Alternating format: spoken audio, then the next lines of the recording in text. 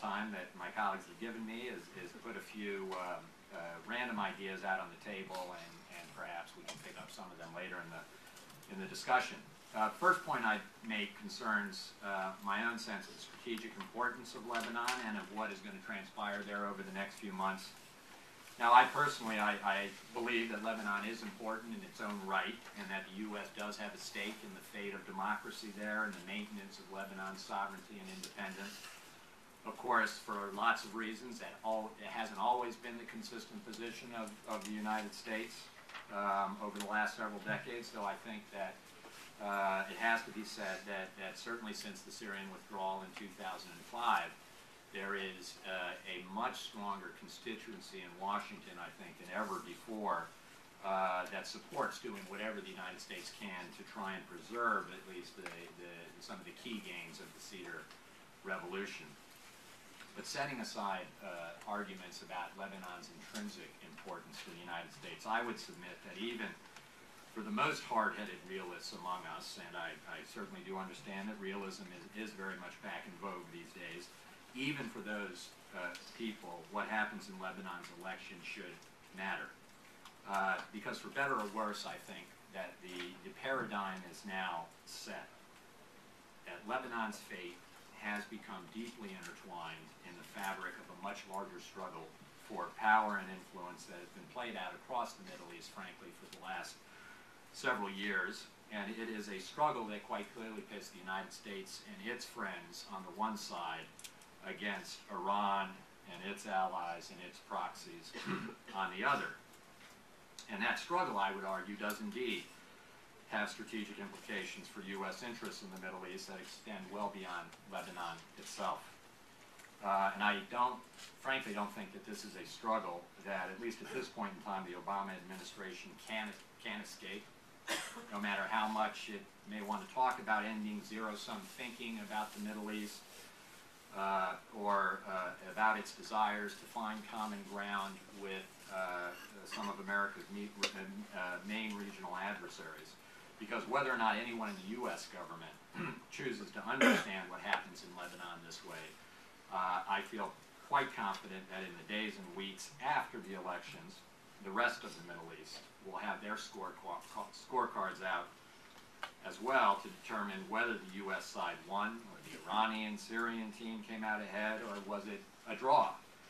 And from that tally, I think people will proceed to draw broader conclusions about America, Iran, Syria, the regional correlation of forces that will have real implications for U.S. interests, either for good or for ill.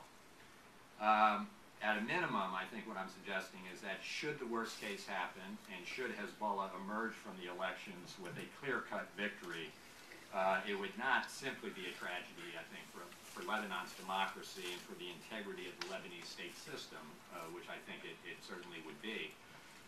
But it would also, to my mind, be a significant blow to U.S. prestige and credibility in the region, as well as a major boost in the perceived power and ascendance of our adversaries. And it wouldn't only be a matter of perceptions, I should add. Hezbollah's strength in Lebanon even now poses real strategic dilemmas.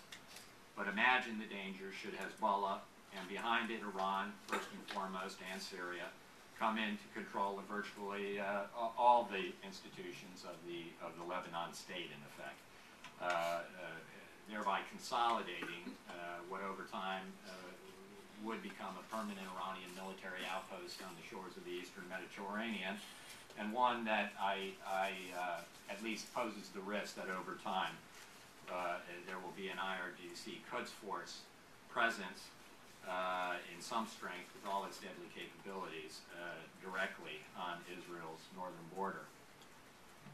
Finally, let me just note that from even, I think, a more narrow political perspective here in Washington, a total collapse of the Cedar Revolution, should it happen, could pose real complications for the Obama administration's overarching strategy of engagement, and at a very early point in the president's term.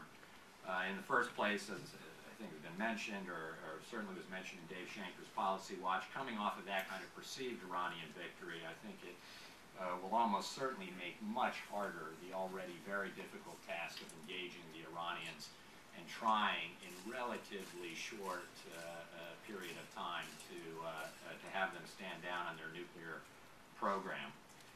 But even setting aside Iran, I think it does become much more difficult to sustain a strategy of engagement over time if people very rapidly come to the conclusion that the price of engagement might in fact be sacrificing friends and allies who have relied on the United States on the altar of some hope of rapprochement with our key regional adversaries. And in this sense, I think whether the administration likes it or not, I think the reality is that Lebanon could well become the first real test case of engagement and its viability as a strategy for advancing and protecting U.S. interests more broadly in the region.